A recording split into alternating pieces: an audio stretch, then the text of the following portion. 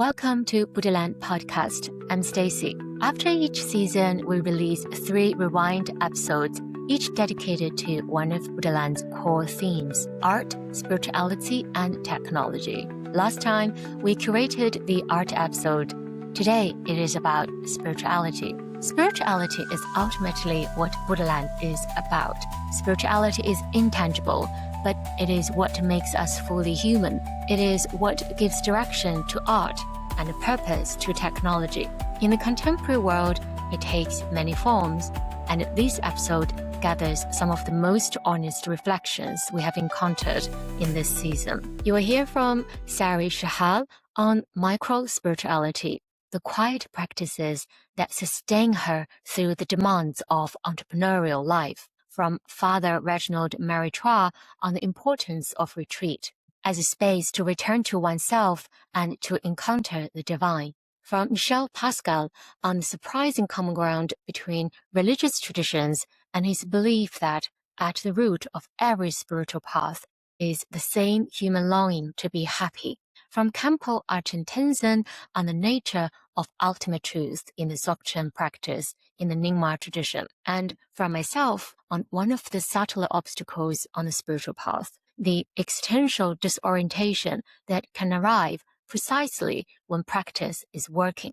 We hope these reflections are of some use on your own path. Actually, I have a lot of micro practices. So I'm not big on one thing, but I do think I feel very anchored, with my spiritual practices. It really gets me through the day. For example, when I'm in a plane, I listen to my chanting and just as a calming time for me. I do start my day with the gratitude practice every day. And of course, now I've also, started using apps. So there's preloaded meditation, or somebody's just saying something nice to start the day, reading from a book or expressing gratitude. And I think that's enough. You need 5 minutes, 10 minutes. You don't need to be like this, full-time spiritualist. I used to write a lot earlier, I think, and I missed writing. I think when you're a founder, you somehow lose track of, things like that.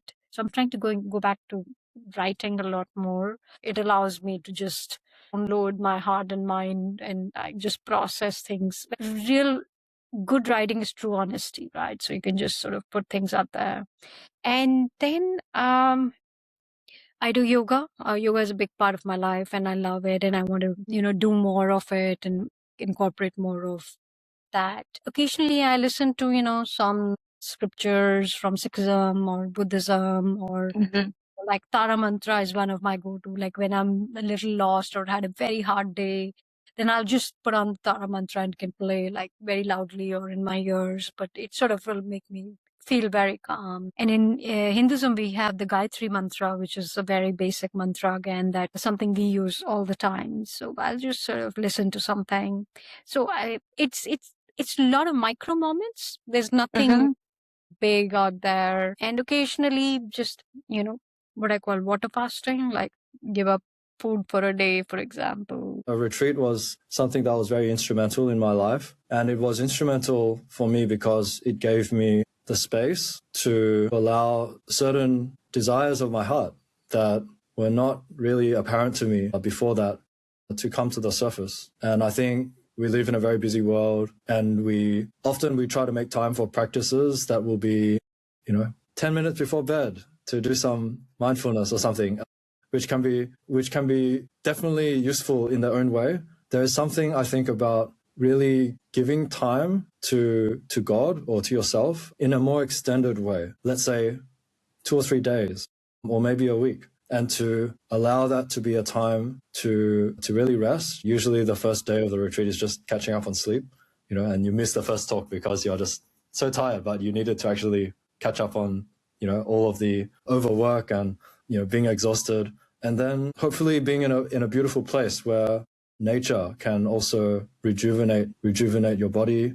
Like for me, seeing the kangaroos, in this place in Sydney, and then to be really open to the voice of God. And God speaks through our heart, it's not just it's not like a voice coming from heaven, but through the still small voice of the heart that is perhaps often kind of clouded over by these other more noisy pressures of life, if I don't give time to actually let God speak, then if I don't put myself in this space that is open enough and generous enough to actually let that voice of God speak, then how much further could I have gone through my life without ever being attentive to that voice, which maybe was always there, but I just never decided to give God that opportunity to really speak. And I never really decided to intentionally try to listen to God. So I think something like a retreat, like a long retreat, at least a weekend or more, you can do it for all sorts of reasons. But one reason, which I think is very valid, is to be open to letting God speak in my life, or letting something sacred speak into my life that might require this kind of space. So I discovered Buddhism when I was 20, and I was very attracted because in Buddhism, we don't believe, we feel.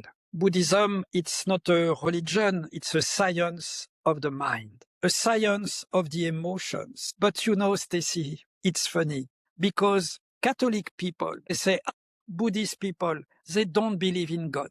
And Buddhist people, they say, Catholic people, they don't understand the Dharma, the Rigpa, Rigpa, the clear light. But God, Stacy, the etymology of God, it comes from dies, Deus in Latin. It means the clear light. Rigpa means clear light. So Christianity and Buddhism say the same, with some differences, but also they say the same. And I will say the difference is Buddhism, it's the consciousness, but Christianity is the presence. How can we pray if our brain is running all the time? I will reply to your question with a funny metaphor. For me, Buddhism, it's we clean our bedroom, but Christianity, we open our window. Suddenly there is a presence, a quality of love grander than our human. So for me, Buddhism and Christianity are complementary. They must be end by end. But I could say the same with Muslim tradition, Jewish tradition, Native American tradition, or no spirituality. For me, the question is not to be Buddhist or Catholic, Muslim or Jewish. The question is to be happy. And we are happy when the mind is calm. Dzogchen means the ultimate truth, a reality of the nature. Because what is a reality? I'll just give you one symbol that there's a showing in a Dzogchen that we showing one crystal. Oh, you see the reality, ultimate truth is just like a crystal. This is so clean, so transparent. Actually, in the reality, there is no good and bad. Good and bad, where's it come from? It's all come from our mind. Because we don't know the emptiness, everything is just like illusion. So we'll think that I exist and what I see that is exist. And all the things that I see, all the phenomena, what I see, that all exist. And then this hand is belong to me, these things is belong to me. And I, after that, my, okay? That's we call like attachment. Desire is all coming from there. And then when someone come to take your things, then aggression is coming. So that's why the ultimate truth in a Dzogchen, the reality, the ultimate truth, there is a nothing good and bad, nothing like a white and black. Everything is pure. Everything's just like a crystal. Everything is just like a transparent. But even we know intellectually so many things, when you learn, when you study so many years, even there's so many scholars they know. But the main thing is we can't see that. Why you can't see the ultimate truth? Because we have lack of the merit. We have so many sins or bad karma in ourselves, so that is disturbing us to see the truth. But once you practice and you understand from your experience, then you really see. So that is Dzogchen. Even like a Mahamudra practice, or even what kind of practice in Buddhism, the main thing is know the truth. If you know the truth, then you will be liberated. Because once you know the truth, then you will not make mistake again. The fifth obstacle, the existential disorientation that comes with genuine practice. This one is perhaps the most difficult to articulate, and in some ways the most important, because it tends to arrive precisely when you are on the right path. As practice deepens, we begin to see through things. the surface of ordinary life starts to feel thin, and this can trigger a genuine existential crisis. What is the point of all of this? Does life have meaning? Is it even worth engaging with the world? Some monks and yogis withdraw entirely, living as hermits, meditating for years in caves.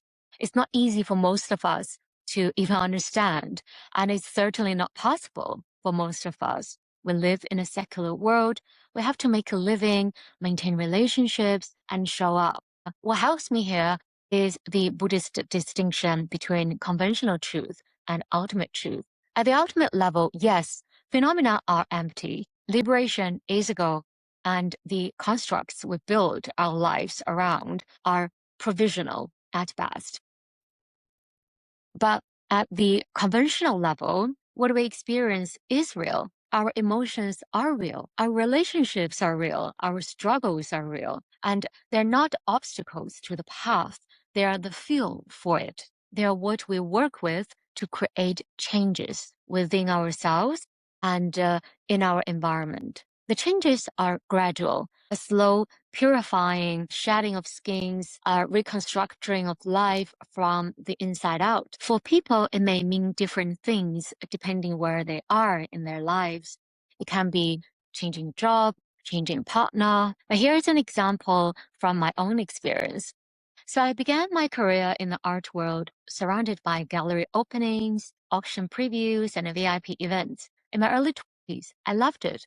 The energy, the beauty, people, it felt fun and natural. As my practice deepened, I started to find most of these spaces meaningless, not in a cynical way, but in a quiet, uncomfortable way. I found myself becoming less and less interested in those rooms, and yet I still went because I didn't yet understand what was shifting. Every time I did, I felt a low-grade inner restlessness, discomfort I couldn't quite name. I questioned myself for a couple of years, actually. Was I becoming antisocial? Had the pandemic changed me?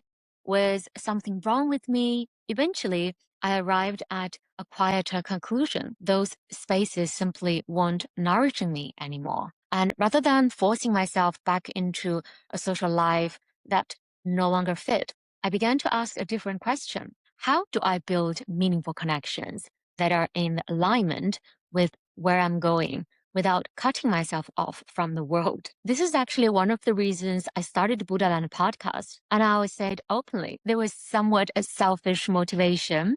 I wanted to create the kind of conversation I actually value, one-on-one, genuine. It is also my way of honoring people whose lives and choices I admire, and my way of seeking out others who are asking similar questions. If you have been enjoying Buddhaland podcast, please follow us on YouTube, Spotify, or Apple Podcasts. Click the like buttons and share with anyone you think might benefit. It really does help us reach more people who are genuinely seeking. Thank you for listening.